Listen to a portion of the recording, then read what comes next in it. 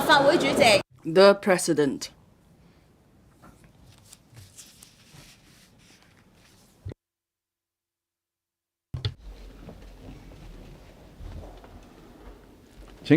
Members, please stand up while the Chief Executive enters the chamber.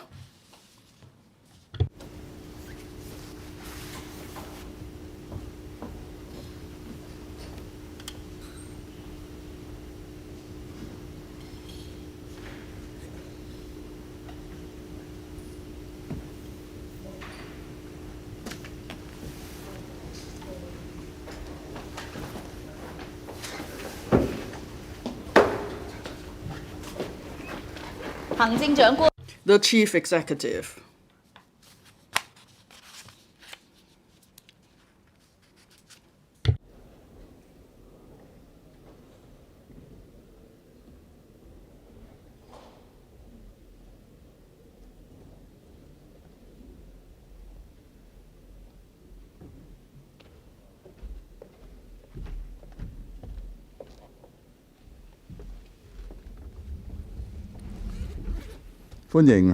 Chief Executive, welcome to the meeting. I now call upon the Chief Executive to first address the Council. President, I hold the Chief Executive's interactive exchange question and answer session because I hope that under the integration of the principles of being executive-led and patriots administering Hong Kong, I could explore with members from macro perspectives and innovative and critical and with critical and innovative thinking, we could together explore the development of Hong Kong under the National Development Strategy. Through interactive exchanges, we could foster strengths and build consensus, and then we will be in one mind in working for a better Hong Kong.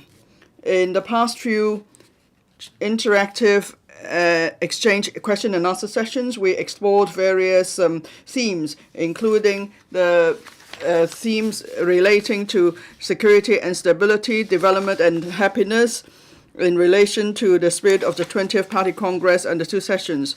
We also explored the development of new quality productive forces from the point of view of national development. We also considered promoting Chinese culture and the integration of culture and tourism. We explored together development opportunities for Hong Kong. In this session, the theme of Part 1 is deepening international exchanges and cooperation. This was mentioned specifically in the section involving Hong Kong and Macau in the report on the work of the government. Since I took office, I led multiple high-level business delegations to visit different countries. I wanted to leverage the role of Hong Kong as a super connector and super value adder, and give play to our advantages of connectivity with the mainland and the world. And then we could put in action the deepening of international exchanges and cooperation. The headquarters of the International Organization for Mediation will be set up in Hong Kong tomorrow. There will be a signing ceremony on the Convention on the establishment of the International Organization for Mediation in Hong Kong. This is a full demonstration of the strengths and advantages of Hong Kong in international mediation. It will elevate Hong Kong's international status further and promote further international exchanges and cooperation. I'm deeply grateful to the central authorities for granting this important international status to Hong Kong. The theme of Part 2 is expediting the development of the Northern Metropolis. The Northern Metropolis will account for a third of Hong Kong's total area and a third of our population. The development of the Northern Metropolis is about the long-term land and housing supply and the development of industries and our competitiveness. In the past 2 years, the government has been picking up pace in proactively developing the Northern Metropolis. Still, I'm very anxious about the pace of development. That's why I would like to explore together with members the ways and means for us to expedite the development of the Northern Metropolis. President, I look forward to engaging with members in international exchanges and listening to your views on these two important issues in this session. Thank you, President. The question and answer session comprises 2 parts, the details of which are set out in the appendix to the script. Members have been informed that the speaking time limit for each member is 2 minutes. Members may put questions to the Chief Executive or express their views or both when they speak. The topic of the first part is deepening international exchanges and cooperation. Members who wish to speak in this part, please press the request to speak button. Chief Executive, please speak on part 1 first. Thank you, President. The topic of the first part is deepening international exchanges and cooperation. During the 2 sessions, Premier Li Qiang delivered the report on the work of the government. In the section involving Hong Kong and Macau, deepening international exchanges and cooperation was mentioned for the first time. Support was expressed for Hong Kong and Macau in growing their economies, improving the lives of the people, and deepening international exchanges and cooperation for ensuring that Hong Kong and Macau better integrate themselves into China's overall development and maintain long-term prosperity and stability. 2 weeks ago, I led a high-level business delegation to visit 2 Middle Eastern countries, Qatar and Kuwait. The visit yielded fruitful results. The visit built further the relations between the Hong Kong SAR government and the governments of the 2 countries and fostered a consensus on cooperation. The delegation signed a total of 59 cooperation agreements and memoranda of understanding to strengthen the business network, explore more business opportunities, and further promote exchanges among the people. On the 12th of May, Qatar granted visa-free entry to SAR passport holders for a stay of up to 30 days. Since I took office, I have led business delegations to a number of Middle Eastern, ASEAN, and South American countries, including Saudi Arabia, the United Arab Emirates, Thailand, Singapore, Indonesia, Malaysia, Laos, Cambodia, Vietnam, and Peru. At every visit, we made substantial achievements. We showcased the role of Hong Kong as a super connector and super value adder and gave play to our role as a bridge for going global and attracting external investment. The visits allowed us to put in action international exchanges and cooperation in opening up business opportunities and creating new growth points for our economy. To deepen further international exchanges and cooperation, what directions and pathways can Hong Kong pursue? I look forward to members' views and questions for us to engage in international exchanges. Thank you, President. Ms. Maggie Chan. Thank you. The Middle Eastern visits yielded fruitful results, and there were some agreements. There were a memorandum of understanding signed on international mediation with Qatar. It shows that Hong Kong plays an important role. We could leverage on our common law jurisdiction advantage, and then for endured circulation of the economy, we could build a safety net, legal safety net, and promote further cooperation exchanges. Now, Chinese businesses are going global, and there are various commercial disputes often. So there are measures to realize better the results achieved by the visits. I propose the following measures. First, there should be a collaboration mechanism to promote the going global of legal services. Then there should be proper training and management of risks in this respect. And then secondly, there should be you should expand the scope of your business delegations to include small and medium-sized legal firms. And thirdly, we should strengthen the role of the Hong Kong Export Insurance Credit Corporation. And then there could be more. There must be more information on due diligence, and there should be guidance. And fourthly, we should promote the connection of legal services and business sector. Through these measures, we could make the most of the results achieved from visits, and then we could contribute to the modernization of the country. Thank you, Chief Executive. I thank Ms. Chan for her views. I agree. Just now, Ms. Chan mentioned that In the business delegation to the Middle East, one of the members was the chairman of the Law Society, and then he signed a cooperation agreement with the Kuwaiti Bar Association. Now, in different visits, we took the opportunity to promote international legal cooperation. With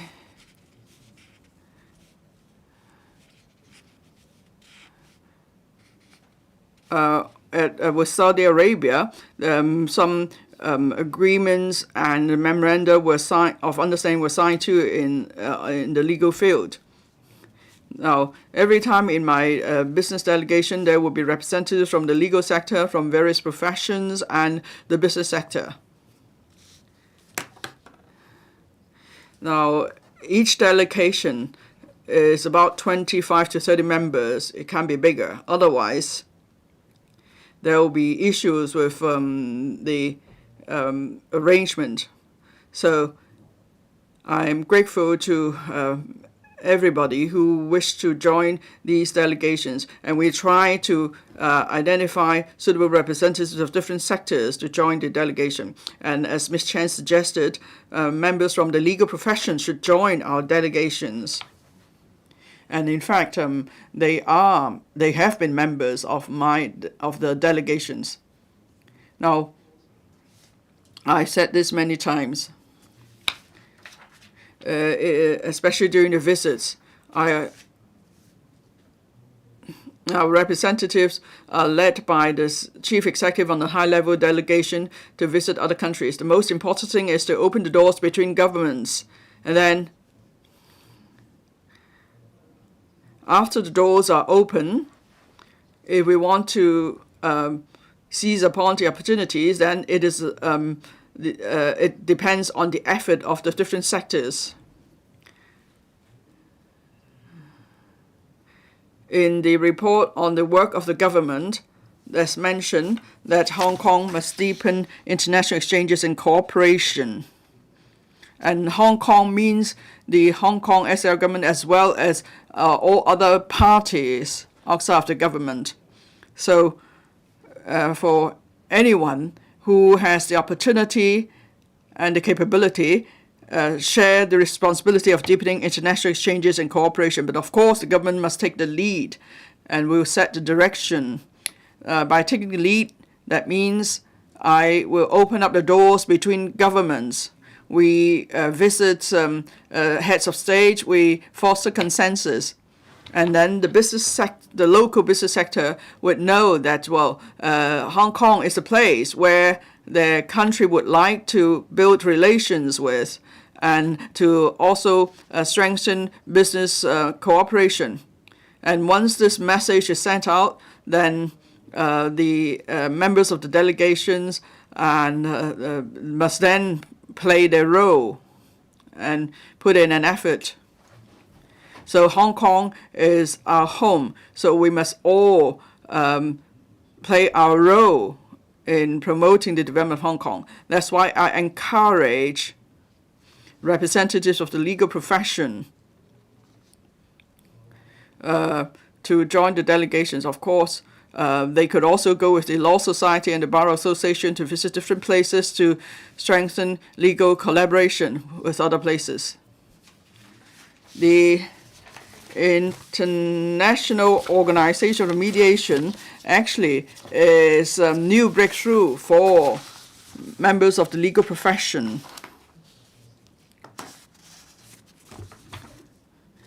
And then they could play the role in promoting the influence of Hong Kong as an international legal hub. Thank you. Professor William Wong. Now I want to focus on academic and technological exchange. Now we have had some summits in the recent years, but the focus has been on commercial matters. As for large-scale summits on academic exchange, there are few and far between. We want to become an international I&T center and an international education hub. So in this connection, I urge the chief executive to promote more large-scale academic summit. We want more top-notch talent and scholars to come here. With more exchange, people outside will get to know the true situation here, and we will get people to come here, and they will help us attract talent. I hope the chief executive can consider this. I thank Professor Wong for his remarks. I agree. We have an edge in education. Study in Hong Kong is a brand we're trying to promote.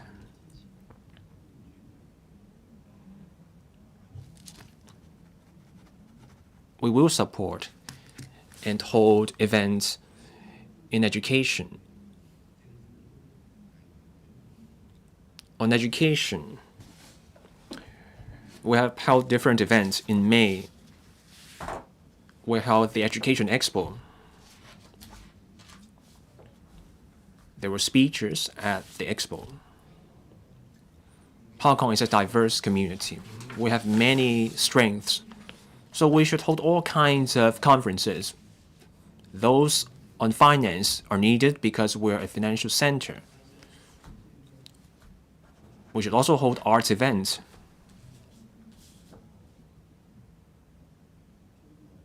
Because Hong Kong is an East meets West center for cultural exchange. That's why we need those events too.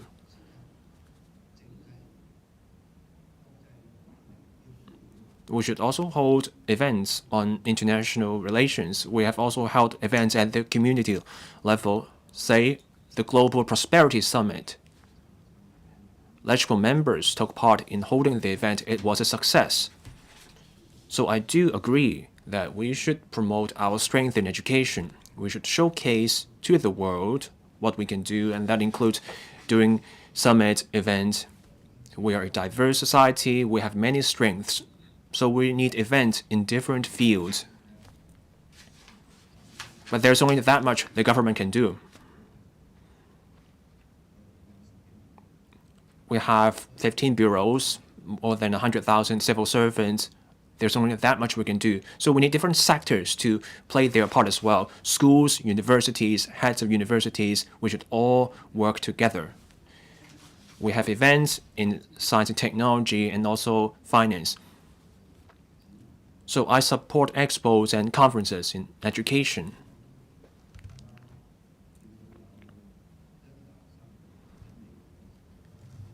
Now we can see there are university students facing discriminatory unfair treatment in the US. Hong Kong offers quality education. We have 5 of the world's top 100 universities in an area roughly 1,100 square kilometers. Our programs are either top-notch or in the top 10 around the world. We offer very attractive programs.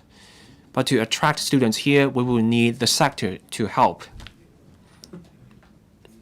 Because the sector can make a more persuasive case than the government can. So we should all work together to promote our education around the world. Thank you, President. Professor Priscilla Leung. President, just like the government, I look forward to the signing ceremony of the Convention on the International Organization for Mediation. The Foreign Minister Wang Yi and people from 60 countries and 20 international bodies will be here to witness the moment. This is a huge gift from our country. And I agree with the Chief Executive's recent remarks. This IOMED will be on a par with the Hague International Court of Justice and the Permanent Court for Arbitration. So for this gift, I would like to share some thoughts. Now, running and setting up IOMED are under the prerogative of our country. So let's look for international law experts and such professionals. Let's recommend these people to our country so that we create this talent pool. Chief Executive, you will know this. You attended this event for 3 years in a row. This is for the Institute of Belt and Road. You have met experts from different jurisdictions at these events. So let's recommend these experts to our country.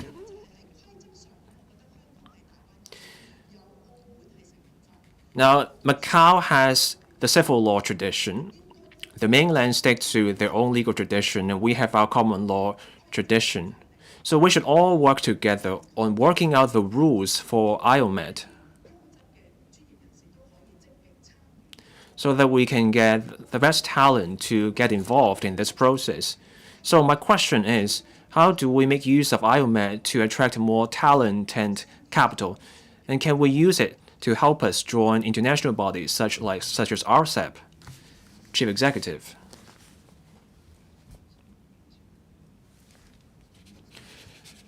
Professor Leung has made a huge effort and done much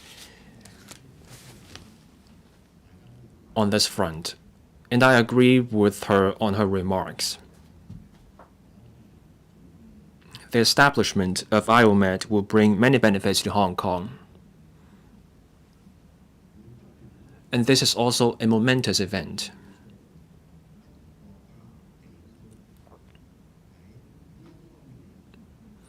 IOMET will help us bring together talent from different places. And we will also be able to expand the influence of IOMET across the world. We can recommend talent to our country or to IOMET. We can do that. And for people from different sectors, if they have talent in mind, they're welcome to recommend such talent to us. Professor Leung just brought up RCEP, Regional Comprehensive Economic Partnership. We're trying to gain accession to this economic network.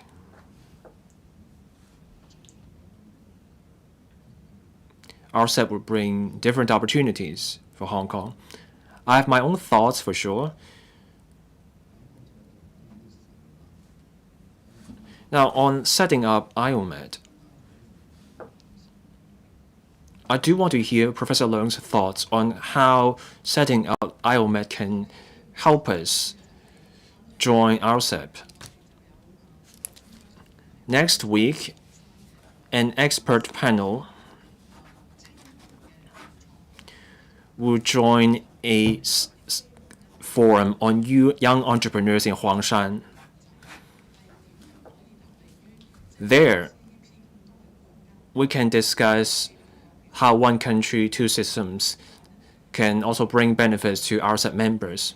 In Hong Kong, we have the common law tradition. In Macau, they have the civil law tradition. And then you have the mainland as a huge market.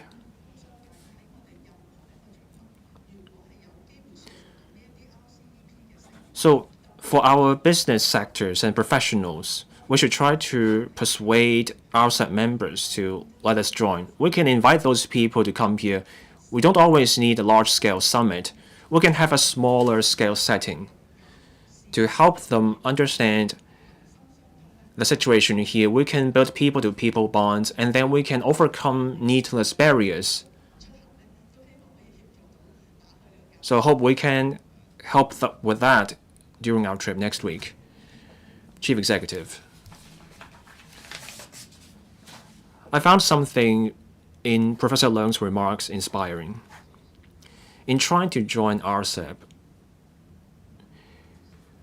we joined group sessions to tell them about the benefits, the contributions we can make after we join RCEP.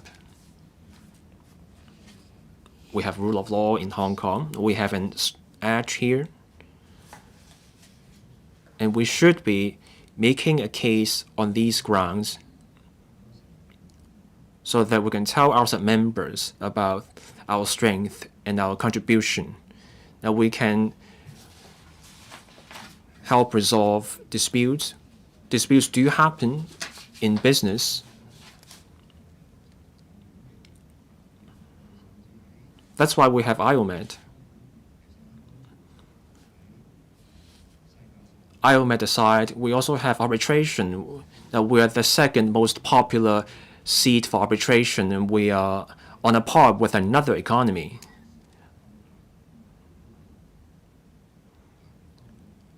In arbitration, we also deal with very large sums in those proceedings.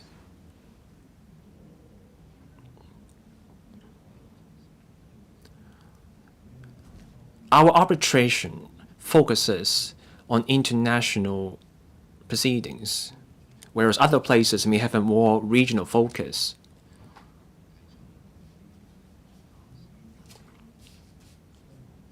I thank Professor Leung for her suggestion that we can tell people about our strength in the rule of law in the context of RCEP. Mr. Kenneth Leung, Hong Kong has the backing of our motherland. We have global connections, so we're no stranger to international exchange. Deepening international exchange and collaboration hinges on the word deepening. We need friendship and bond between young people from Hong Kong and their peers from other places. That would truly help us play our role as a superconnector and superconnector. So we need our young people to go on exchange tours to the mainland and other places overseas. And for that, we will also need people from outside Hong Kong and young people from outside Hong Kong to come here. And that will also help us tap a larger pool of potential talent that we can bring here. So my question is that for mainland youth coming here for studies, what steps can we take? Can we relax our rules to make it easier for young people from the mainland and overseas to come to Hong Kong for short-term internships? Can we do away with the restriction on non-local students taking up internships? And can we also work with the tourism sector and tertiary institutions? Can we work on more study tours? Can we have more itineraries for young people from different places to come here for exchange? Chief Executive. I thank Mr. Leung for his comment.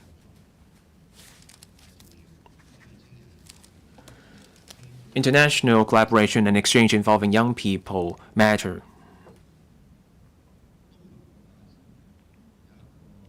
When I was on this trip to ASEAN countries, there was a program that was announced.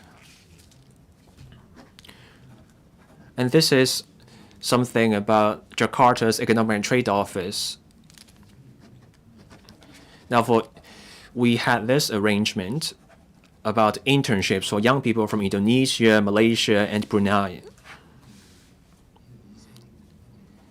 We started this program in 2024. Now we will see how popular this program turns out to be, and we will deepen the efforts and scale it up. And I agree with Mr. Leung, we need the two-way flow when it comes to youth exchange. Hong Kong's young people should go to different places outside Hong Kong. That also matters.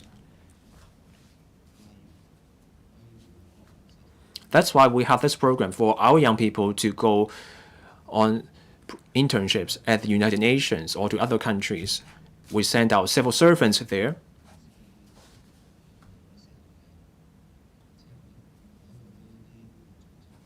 So young people will get to join those organizations at international bodies. We need different sectors to also help out. There's only that much the government can do all by itself. But with the community's input, we will be able to do more. Each community-level organization has its own network. And once we get the work started, the momentum will grow. So I encourage community-level organizations to organize such tours overseas. There have been many exchange tours to the mainland. That's good.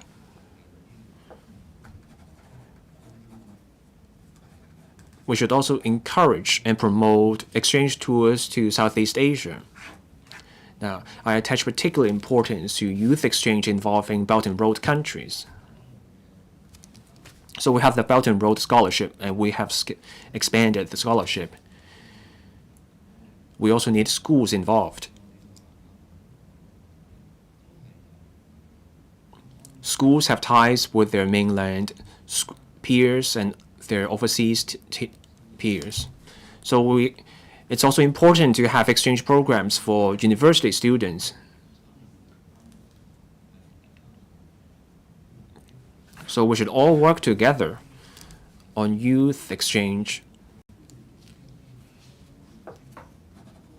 At major conferences, we also send out young people to serve as volunteers outside Hong Kong. So when I was at the Boao Forum,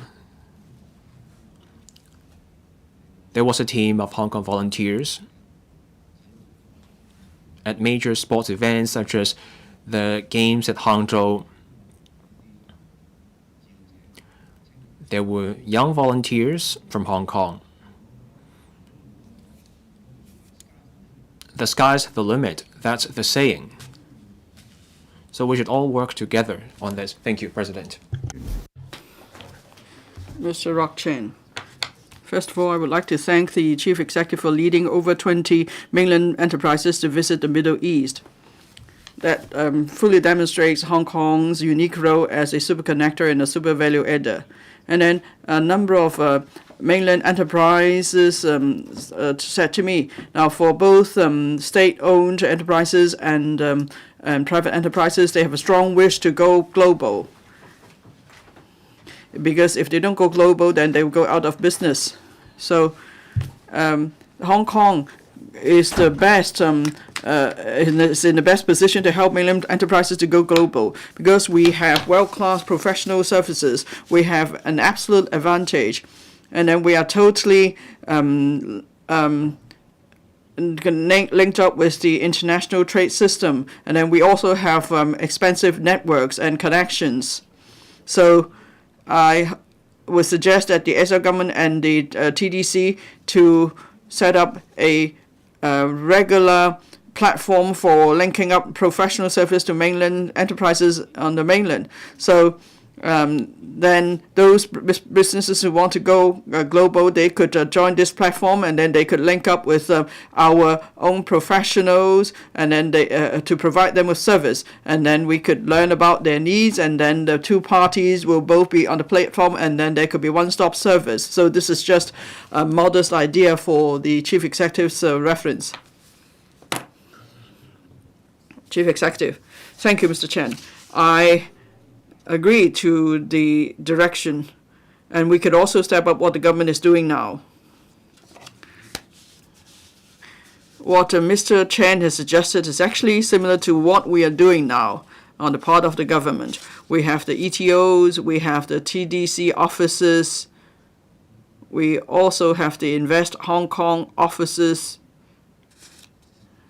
and other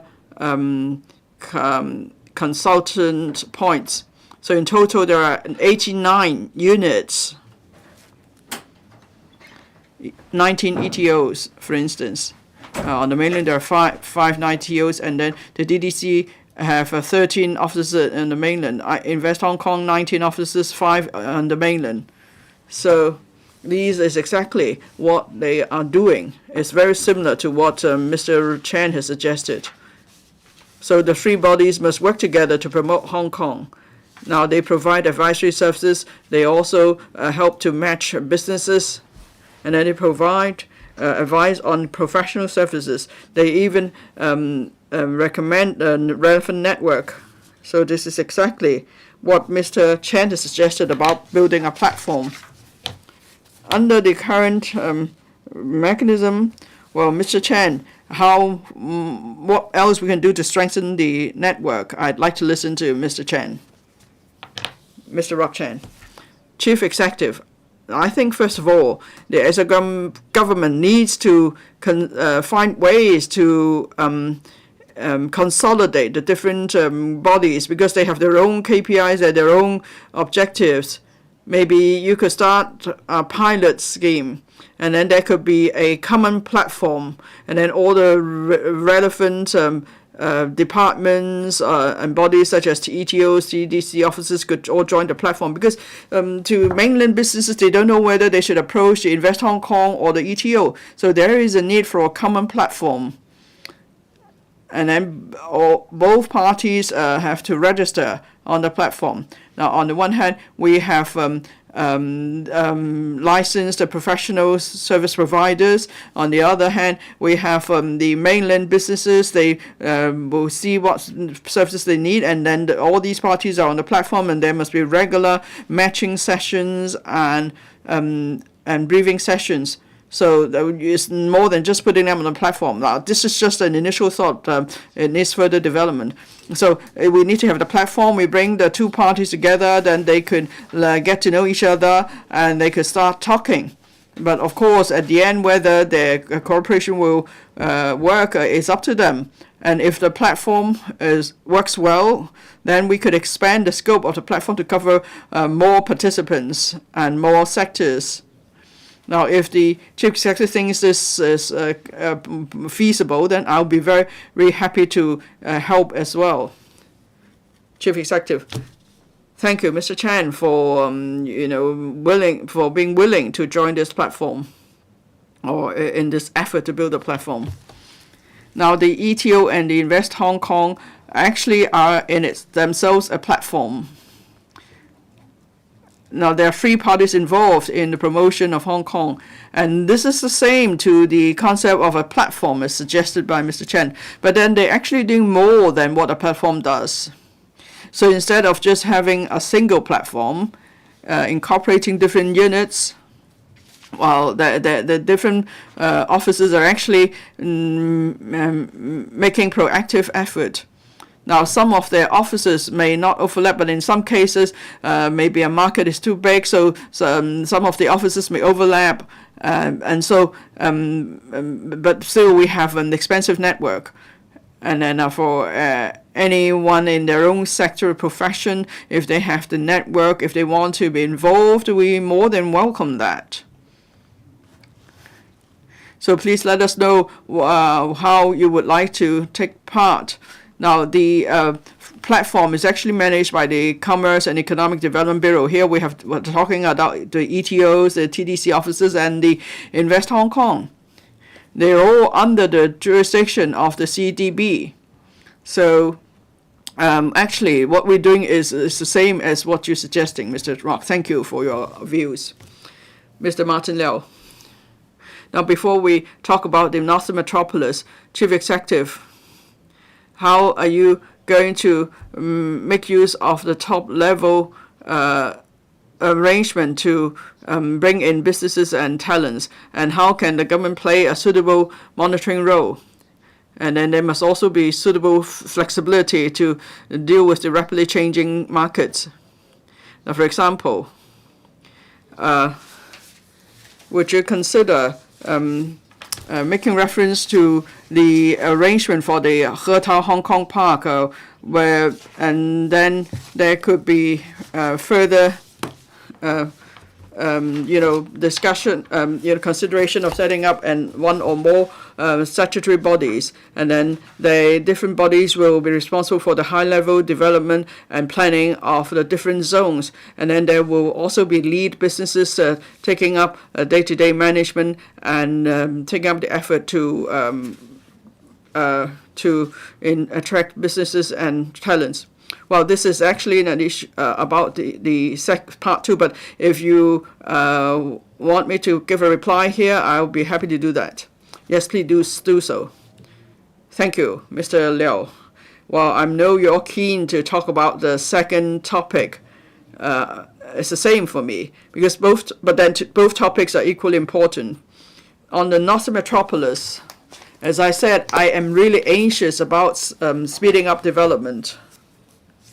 But then if you talk about the overall situation, the Northern Metropolis will account for about 1/3 of Hong Kong's total area and total population. So Mr. Liao talks about top-down structure, and he talks about the making decisions and how the public and the private sectors could collaborate, and so these are all major issues. Now, Here we compare the Northern Metropolis to the airport, which is a good example of success. The airport authority is doing a brilliant job, and I thank the airport authority and all the staff for their contribution. Everybody commends our airport, and our air cargo throughput has been ranked top in the world for over a decade. And then the airport is also ranked as one of the best airports in Asia. And everyone is confident in the competitiveness of the airport.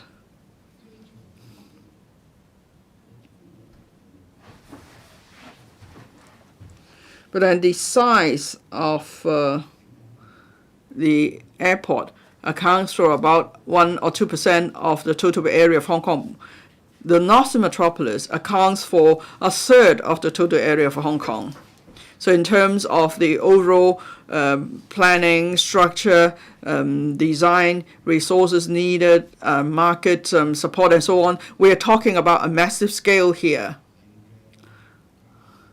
So do we need just one large body to take up the work, or do we want to have different structures in each different zones or areas for taking forward the work? Well, this is something I would like to listen to your views on, and that's why in part 2 we can have in-depth discussion. Now, I can tell you I take very seriously the structure, the way forward, the funds, parties to be involved, and flexibility and so on about Northern Metropolis. And then with the Northern Metropolis, the focus is on industrial development. We are not talking about real estate development. So that's why with land development, we need to have a new mindset. I hope in part 2 we could have some discussion. Of course, I can also share my views with you. Thank you. Mr. Dominic Lee. Thank you, President. Speed, a well-known KOL, visited Hong Kong and mainland cities in the Western social media that caused quite a stir. And the real face of the country and Hong Kong was showcased, and it brought much attention. So it was a very successful story told about Hong Kong and the mainland. And he himself has destroyed the bad mouthing by the Western media. But then with receiving KOLs, usually it's private businesses that take up the duty, and in individual cases, the TDC may help too. But then with the KOL economy and platform, well, we're talking about many different types of KOL actually. And if you can't just rely on 1 or 2 organizations, because they won't know all KOLs. I dare say, before Speed visited Hong Kong, the most of us here wouldn't even know who he was. So there is not yet a systematic or comprehensive policy to bring popular KOLs to come to Hong Kong and work with us to tell our stories. So will you consider any funding scheme so different organizations could apply for funds to bring such a popular KOLs to Hong Kong? And will you also give support to KOLs in Hong Kong so they could take part in international KOL events such as fairs, expos, exchange sessions, and so on? And then where there could be further exchanges between local KOLs and overseas KOLs with influence. Chief Executive. Now, Mr. Lee suggested using engaging KOLs to help publicize Hong Kong. I'm all for that. Now, the SO government disseminates some message, information, and news, and more importantly, I take very seriously our effort to tell good stories about Hong Kong. We could have different approaches. We must not limit our imagination. We need to come up with more ways. So you suggested building a platform for more KOLs to speak up for Hong Kong, or maybe there are young people with innovative ideas. They may keep using new ways to send the messages. So we need to cater to that as well. So I think the government needs to put an effort. The community also can do that. And in fact, the community could do it in a more creative way even. And of course, we can support such activities, but then we have limited resources. So, but then if the circumstances are right, we could consider giving support. Now, the government actually is doing a lot. In the first quarter this year, we have invited 650 KOLs to help publicize Hong Kong. But then, of course, we need to promote Hong Kong to different markets, not just a single market. And the markets covered included the UK, South Korea, Thailand, Indonesia, mainland, Taiwan, and Australia. And Australia, there was a viewership of some 50 million, so it's quite good. So last year and the whole year, we invited 2,600 KOLs to help promote Hong Kong. And in total, there were 380 million views. So, of course, we can always do better. We must not be content with our achievements because promoting Hong Kong is like is actually a competition itself because each market is trying to promote its products. So there is competition among different markets. But then and each place has to promote its own advantages and tourism. Now, so the government will do as much as we could, but then we are subject to various rules and regulations, so there are restrictions. But then if we talk about the community, well, there's no limit. There are boundless opportunities. And Mr. Lee, of course, is committed to promoting Hong Kong. I'm sure you can do something too. Now, when it comes to publicity, it's all about the platform. So the content could be uploaded to one platform or 100 platforms or 1,000 platforms. And of course, that platform has to be popular too with good viewership. And so how can we use interesting ways to attract more views? This is something we need to keep considering, and we need to keep coming up with creative ideas. Thank you. That concludes part 1. Part 2 is on expediting the development of the Northern Metropolis. Members who would like to speak in this part, please press the request to speak button. Chief Executive, please deliver your remarks for this part. Thank you, President. Part 2 is on expediting the development of the Northern Metropolis. In 2023, the government announced the Northern Metropolis Action Agenda. The agenda sets out 4 zones from west to east. They are: first, the high-end professional services and logistics hub; second, the innovation and technology zone; third, the boundary commerce and industry zone; and fourth, the blue and green recreation, tourism, and conservation circle. To go faster in developing the Northern Metropolis and ease the financial load on the government, the Development Bureau proposed 3 pilot sites: the Hongshui-Kyuhachun New Development Area, the Fanning North NDA, and the Santin Technopole, for large-scale land disposal. This means large land parcels are put on the market for tendering. The goal is to leverage corporate investments and involvement to develop the NM more efficiently. As for the Hetao Shenzhen-Hong Kong Science and Technology Innovation Cooperation Zone and the Santin Technopole as a whole, we need to overcome the legal, regulatory, and policy constraints of Hong Kong and the mainland. Here, a creative approach is required to foster the cross-boundary flow of people, goods, capital, and data. The goal is to turn those areas into a place for advanced technologies, frontier research, R&D transformation, and realization. In other words, a demonstration zone and testing ground for these elements. High-end manufacturing industries should also be brought in. The second half of this year will see the arrival of the first batch of technology research personnel in the Hong Kong part of the Hetao Cooperation Zone. The NM's overall development is of utmost importance to Hong Kong. So how can Hong Kong speed up this effort? how do we take forward the Hong Kong Park in Hetao and the Sentin Technopole in coordination with the mainland to achieve cross-boundary flow of people, goods, capital, and data, while keeping it secure and easy? On these points, I welcome members' views and questions, and I look forward to our exchange. Thank you, President. Mr. Eric Yim. Good morning, Chief Executive. The development of the Northern Metropolis has to do with Hong Kong's long-term development, so we're all anxious about this. And one focus of the NM's development is to continue to foster cooperation between Hong Kong and Shenzhen.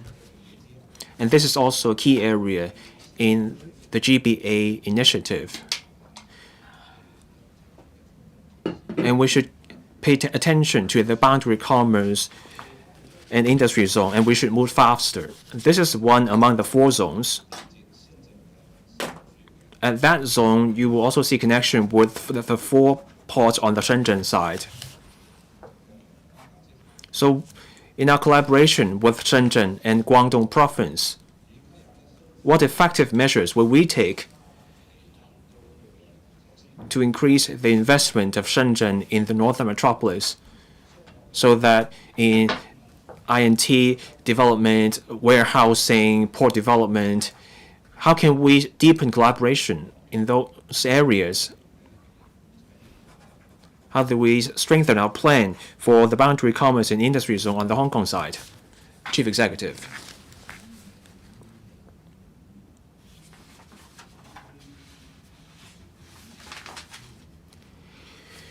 Mr. Yim proposed bringing in more investment from the mainland to the boundary commerce and industry zone on the Hong Kong side.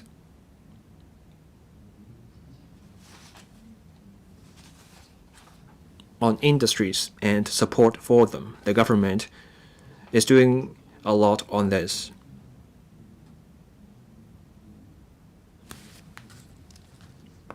We need a clear industrial policy for businesses and investments to come here. Businesses need to be sure that there is support here, and that will lead to better results. And we have made our position clear on our industrial policy. We want high and new technologies here. That's why we have the Sentin Technopole. We also want high value adding industries. So we attach importance to professional services. Green industries are also something we seek to promote. Now, on the boundary economic zone,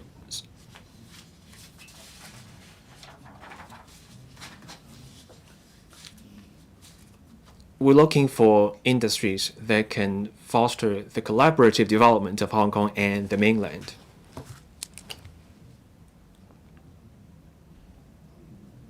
So one area is logistics and transport.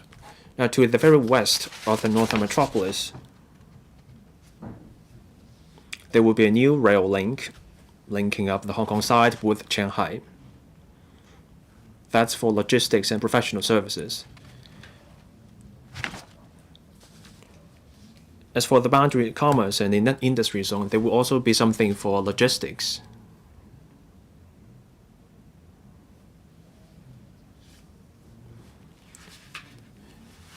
Now let's look at the areas adjacent to Shenzhen in Taku Lane, in Wuche, for example. Those areas will be part of the university town. Ngao Tan Mei will be part of the plan.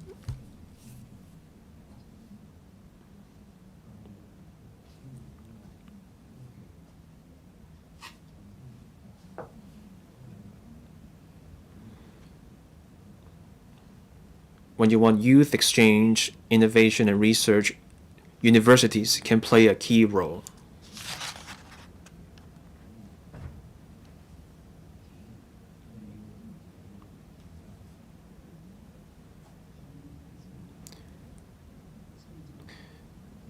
Now we want to bring mainland businesses to our boundary zones. So we will have to think about what kind of talent and businesses we want to bring in. The tourism will be a key part, so as shopping.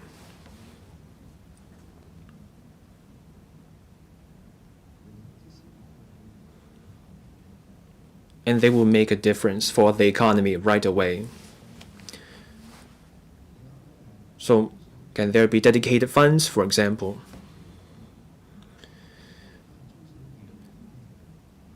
Now, I turn to small and medium enterprises, or SMEs.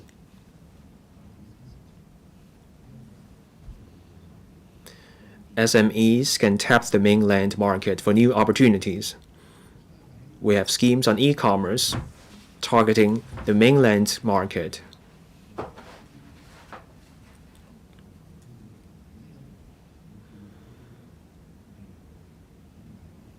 So in the boundary economic belt, we can give support to SMEs, and that can involve technology and measures to help SMEs promote their products in the mainland market. And we are open to different suggestions. Professor Lau Chi-Pan.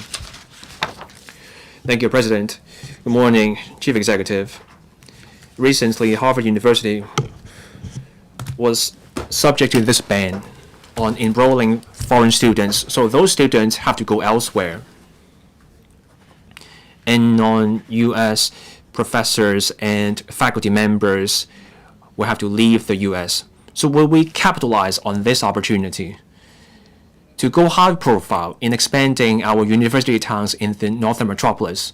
Can we have dedicated funds to get university students and professors from the U.S. to come here? That may not bring immediate results. It may look like we're just looking at Harvard University. But such a step can also target other places in Europe, in Belt and Road countries.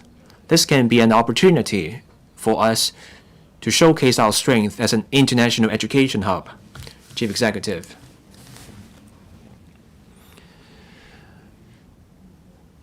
I agree with Professor Lau on his remarks.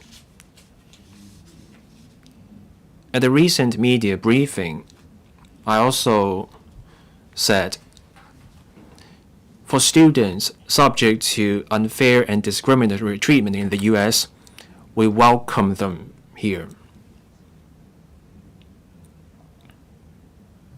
Those students subject to such treatment come from different countries outside the U.S. That's an opportunity for Hong Kong.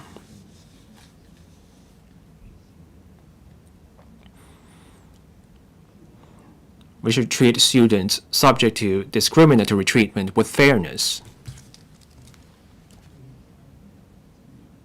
So our universities should provide the best assistance to those students. If those students wish to come here, we give them maximal support.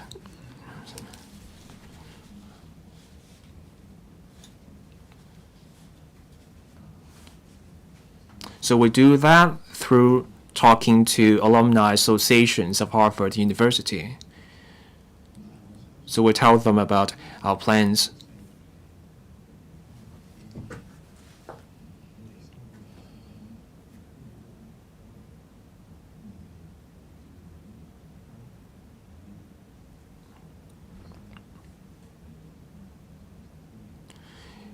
University students consider different factors. It's not just about the present position at U.S. universities.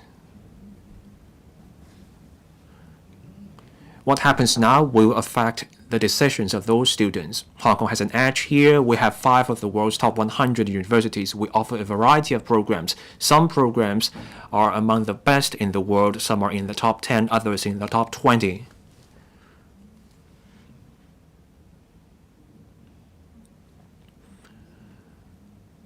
The government alone cannot do everything. We also need the sector to help out.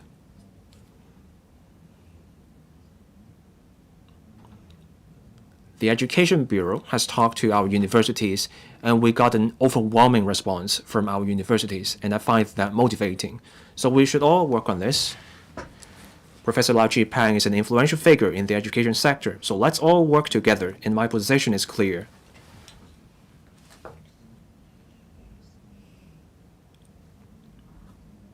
And I have doubled the number of foreign students our universities can enroll. The cap just went up from 20 to 40%. So for students subject to discriminatory treatment, and if they wish to come here, I'm happy to review this cap on non-local students at our universities. We want to promote the study in Hong Kong brand, and this has the support of the sector. Heads of universities have also been helping out with the promotion. We just had the International Education Expo. We got a positive response to the drive to promote study in Hong Kong.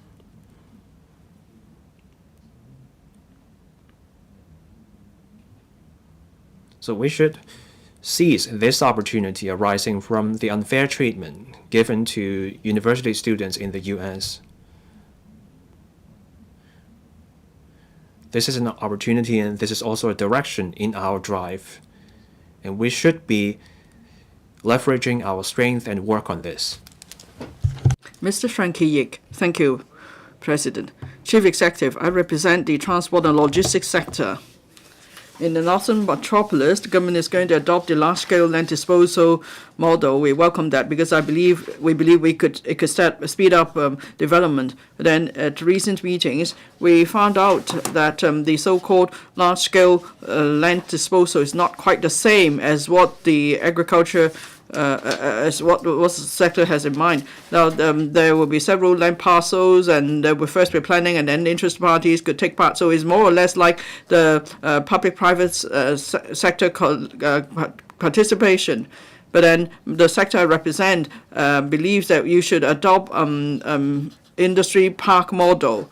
So so different businesses could work with venture capital funds, and then they could set up a park, and then they could build an ecosystem. So then the parties involved could submit a development plan to the government, and the government shouldn't award the tender on the basis of price only, but rather there should be an industry park, and then whatever proposal that will bring the best economic benefit to Hong Kong will be chosen. I believe this is the better way for the development of Hong Kong. I hope you'll consider it. Chief Executive. Thank you, President. I'm glad to hear this suggestion from Mr. Frankie Yik.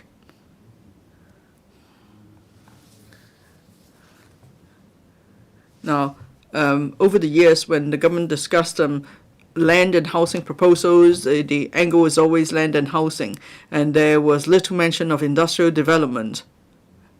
I think we need to change that mindset, and that's why for proactive government, and then we should work together with an efficient market, and then together we could come up with innovative ways, and we could apply these approaches to the Northern Metropolis development. Large-scale land disposal has no conflict with the industrial park proposal. So Mr. Frankie Yik reminds us we need to consider various different innovative approaches. Now, we see an changing market. We see what the external environment is like. We know what our fiscal position is like. So we could consider different alternatives. And most important that we have changed my mindset. In the past, we adopt a micro approach.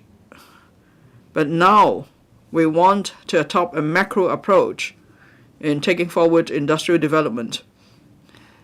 So land development should be driven by industrial development, and we should not just be talking about selling housing units, land, or whatever. And because in the past we focused very much on that, but now we need innovative ideas. We need a macro perspective. It's better than a micro perspective. And then we now consider a systematic approach. And so it's important that we have these elements. I'm glad to hear you also share the same view.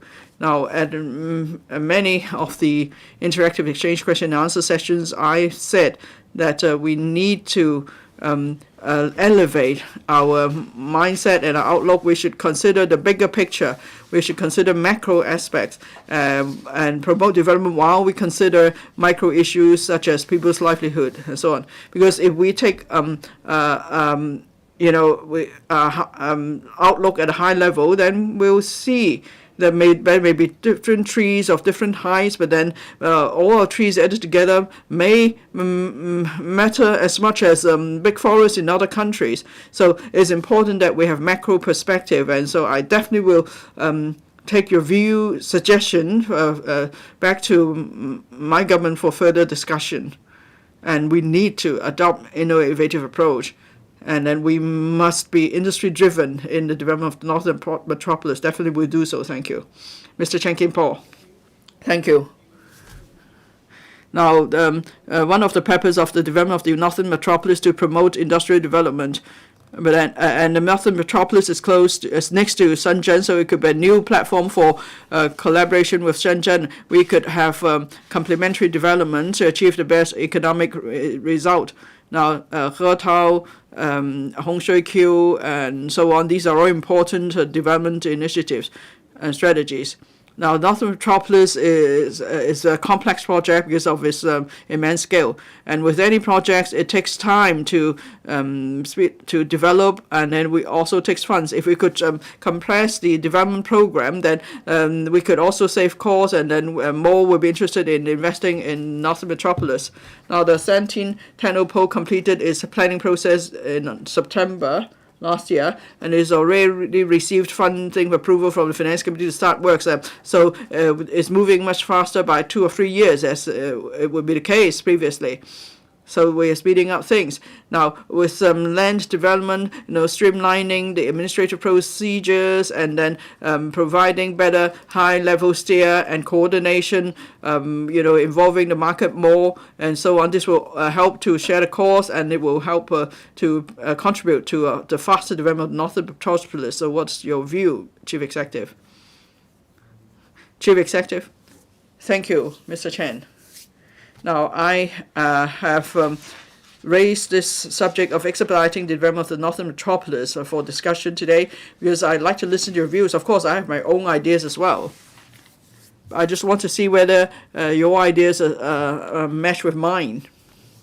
Maybe I have thought about certain details, but maybe after members raise certain points, your views will complement mine. Now, a brief answer to your question, to your point, Mr. Chen.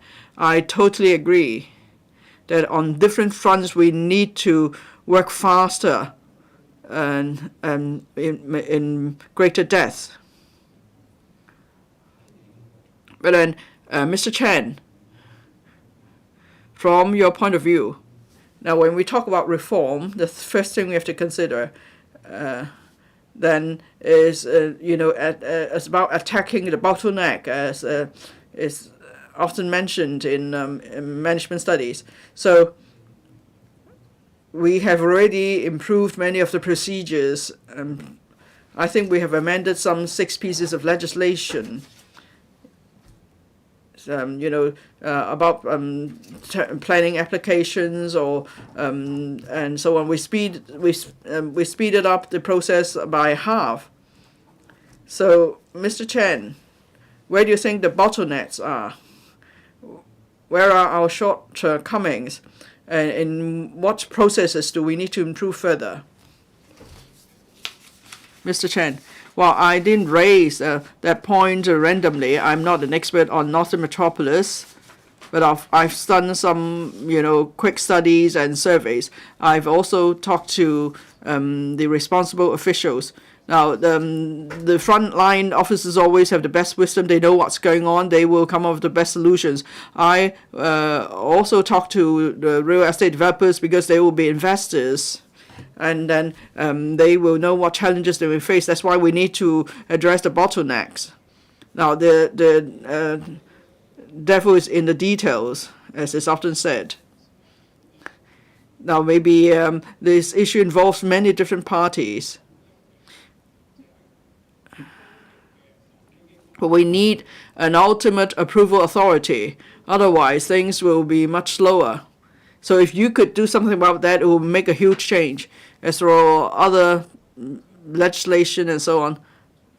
Now, the Secretary for Development proposed the streamlining of various procedures, and I commend her for having the courage to do that. Because in the past, it's usually government who would suggest legislative amendment. So if the government is prepared to tackle issues, it brings about the changes to Hong Kong is the ultimate reason. That's why at the Executive Council, we often thank you for realizing the importance of such an effort.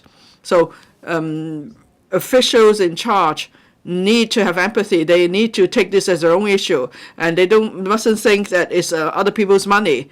So it's their own money that they're spending. This is a mindset they should have. And then they will work with developers as a team, and they share the same objective. Now, we can't just rely on the government to get things done. We need to involve all in the community, and we must all share the same goal as we do so. So we need to have a central authority that coordinates applications to different departments. We shouldn't leave different departments to do their own work. And then we must all share this mindset that is we want to address issues for those taking part. And that's an important change of the government culture. Chief Executive. Thank you, Mr. Chan. You mentioned the approval procedures. Yes, there are different departments involved. Each department wants to do their best, but then there's need. It's important to have coordination and steering. So how can we have high-level steer and make sure that on all fronts everybody works quickly? The Deputy Financial Secretary plays an important role here. When we first proposed the creation of the Deputy Chief Secretary and Financial Secretary posts, people were not sure if they would play an important role. But actually, in the past 3 years, we see that they actually play an important role because there are too many departments involved. And then there are also processes in place. I can cite an example. Now, the Kowloon Wall City film set, we've moved it to the Kowloon Wall City Park. Well, the Deputy Chief Secretary and the Deputy Financial Secretary both played a role. But of course, the DFS said nothing because he is not doing it just to get claims. Now, it's about first moving the set, dismantling the set, and then moving it to the park, and then we have to expand the set, and so it's a major effort. And then the other Deputy Secretary helps with promotion and so on. So that's why I agree leadership is important. Now, I chair the steering committee on the Northern Metropolis. And the steering committee plays an important role on the subject we're talking about now. So that's why I'd like to seek member views. Do you think we need to amend certain legislation to expedite the development of the Northern Metropolis? I'm keen to listen to your views on that. Now, if it's about administrative measures, we could do something about it. But if it involves the amendment of the legislation, then we need to have consensus with members. So I hope we can work together, and then we will work together to expedite the development of the Northern Metropolis. Dr. Simon Lee. Thank you, President. The He Hong Kong Park is an important element of the Northern Metropolis development.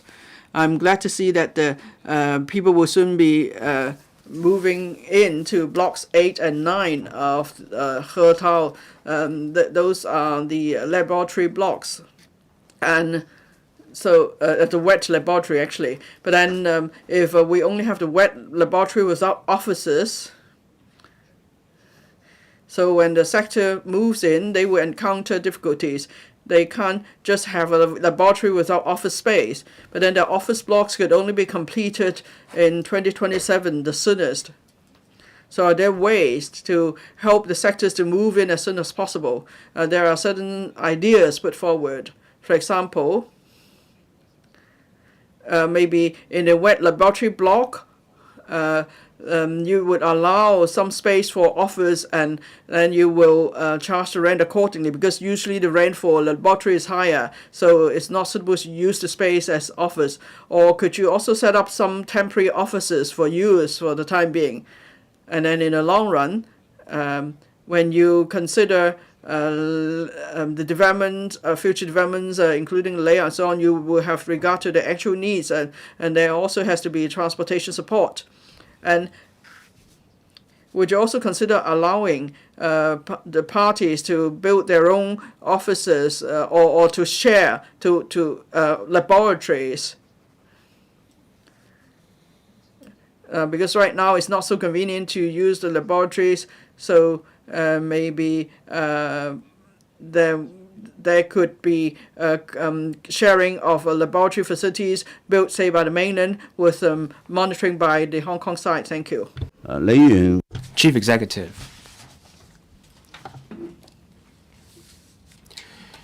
Dr. Lee and I are of one mind. Just as I said, I'm anxious to see progress. Now, can we have offices? Can we have simple offices in place? We have been thinking about that, and we're working on that. Shared facilities are also something we're exploring.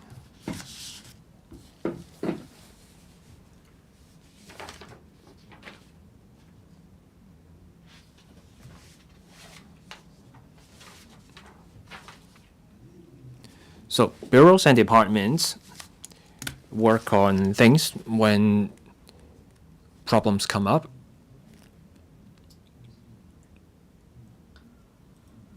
In the Hong Kong Park, there's a corporation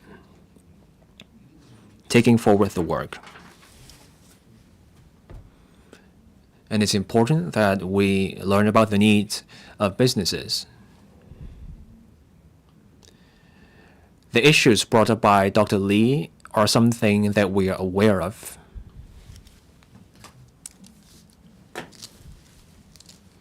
The ITIB, the corporation running the Hong Kong Park, have been in touch with the sector. We are aware of the problems, and we will take forward the work. Mr. Edward Lau. Thank you, President. I thank the government for taking forward the NM project, and also thank the government for being responsive to my ideas, such as the different approaches I proposed. Now, in 2023, the action agenda came out. The land's resumption and development are proceeding on progress. But then you have the external environment causing some delays, and that's holding us back. So can we adjust our policies? So can we switch from a premium-based policy to an industry-based policy? We just let industries generate profit, and can we also do? And we're also adopting this pay-for-what-you-build approach in setting the premium. We should also grant super long tenancies to encourage long-term investment. Now we can set up a Northern Metropolis Corporation to have more flexible cooperation. And we should also consider setting a Northern Metropolis Authority or come up with the Northern Metropolis Ordinance. We should go faster with the NM. We should also make sure the projects meet our needs so that we don't have deserted areas. And we need dynamic planning. We should build in flexibility and adjust the functions. So we should adopt this model of Industry Park 1.5. Speed and flexibility are the strengths. So as that can allow us to move faster, and we have flexibility. And let's look at the Harvard farce that's happening and the increasing number of foreign students in Hong Kong. So let's seize this opportunity and move faster with the Northern Metropolis. Now, I made this suggestion. It's about expanding the Hongshouqiu Hajun Unit Town. We have the land there. Next year, the land will be spade ready. So we should start an expression of interest exercise. Let's invite EOIs from universities around the world. Will the Chief Executive consider this? Chief Executive. I thank Mr. Lau for his concern for the NM, and he has also made constructive suggestions. Our bureaus have taken into account his views, and they're exploring those ideas.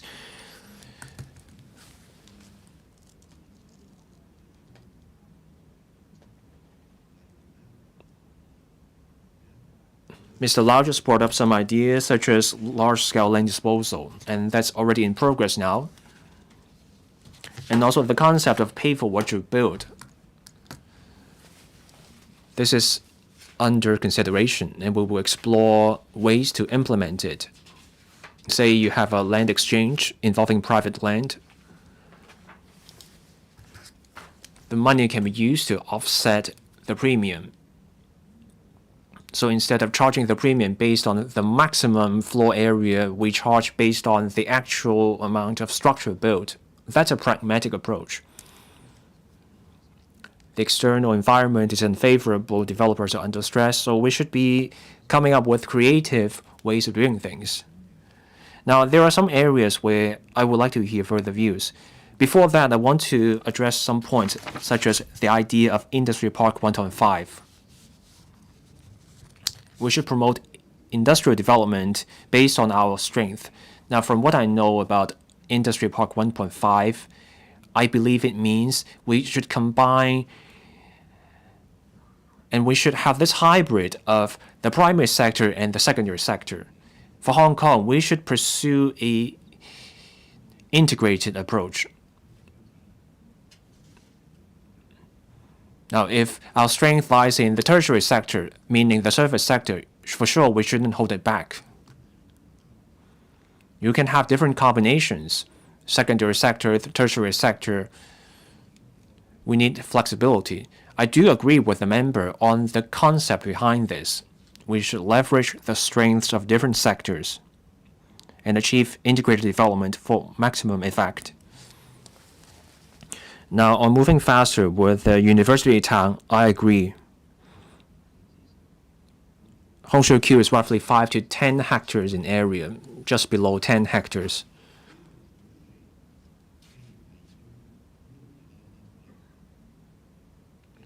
The land is there. I believe the Education Bureau will consider Mr. Lau's views. I would like to see progress with the Unitown initiative. There are also two other larger sites on top of Hongshouqiu. You have Ngao Tan Mei and also Tagulang Pingche. There is even greater room for Tagulang Pingche because there is greater room for further expansion. So the Education Bureau will note the members' view. Mr. Lau brought up the idea of a Northern Metropolis Ordinance. So what sort of problems can we expect to address? And what should we be focusing on for this ordinance, Mr. Edward Lau? I thank the Chief Executive for acknowledging my ideas.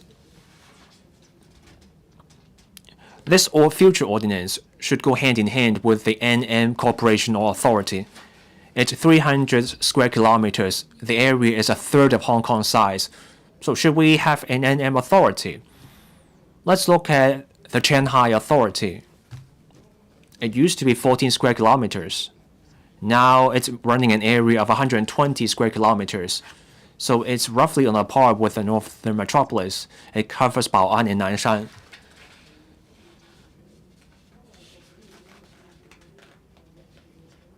The authority takes charge over industries and land grant.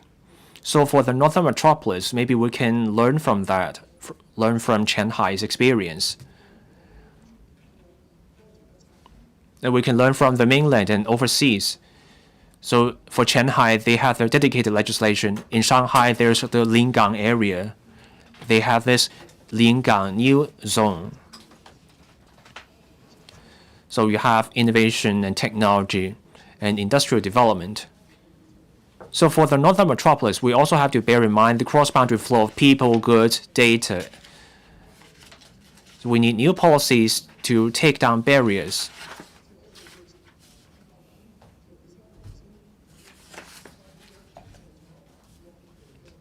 In 2023, we amended 6 ordinances. But amending laws one at a time will take a while. That's why I propose a Northern Metropolis ordinance. Say you want autonomous driving in the NM, you will need to amend the law again. But if you have a dedicated ordinance for the NM, you can remove the restrictions in one go. So that's something that's worth consideration.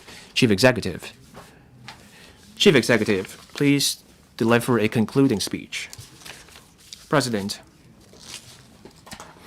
I thank the members for actively sharing their views and asking questions.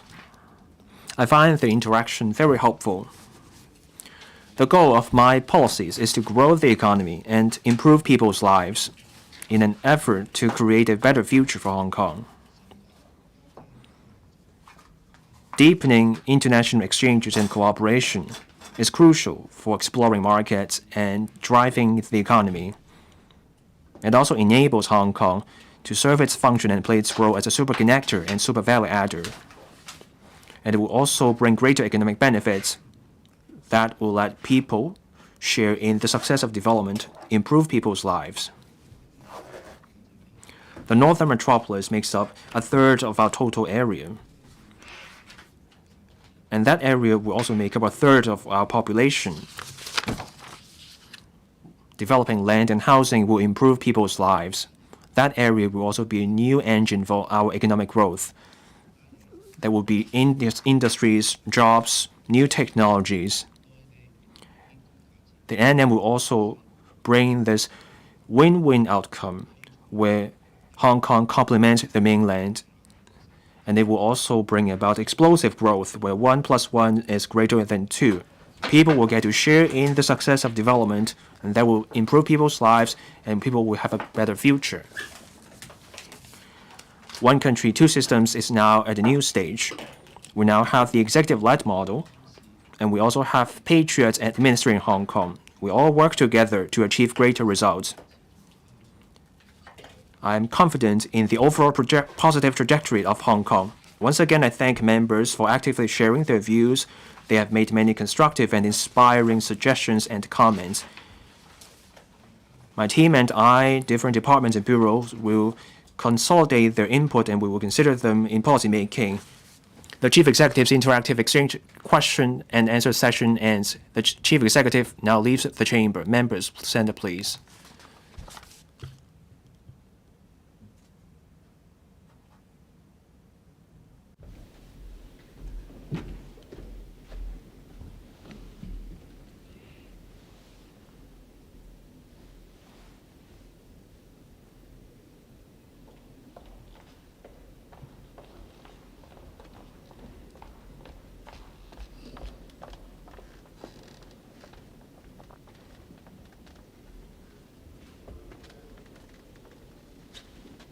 The Chief Executive's interactive exchange question and answer session ends. The Council meeting resumes.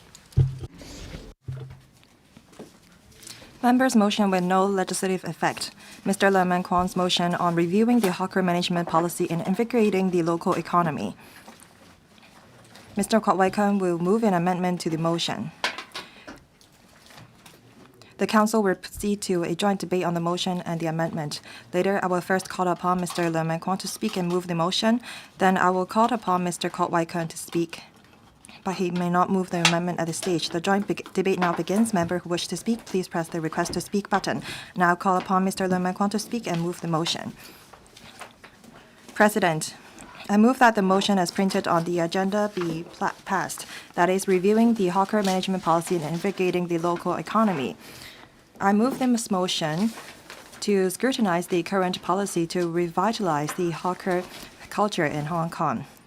Our hawker culture is a collective memories of ours and is a unique cultural resource. We have Lady Streets, which has become a very popular tourist spot among tourists. According to the Hong Kong Tourism Development Blueprint, tourists like to visit Tsim Sha Tsui, Temple Street, and Lady Streets the most. This shows that these hawkers' pitches are very popular. A few million travelers visit these hawker pitches. However, they are faced with unseen difficulties. Over the past 10 years, the number of fixed pitch hawkers is declining. It went from some 20,000 in the 90s to about 6,000 these days. Because of environmental hygiene, public sanitation, the government has stringent regulation over hawker management. They set aside some $1.2 billion to manage hawkers in Hong Kong.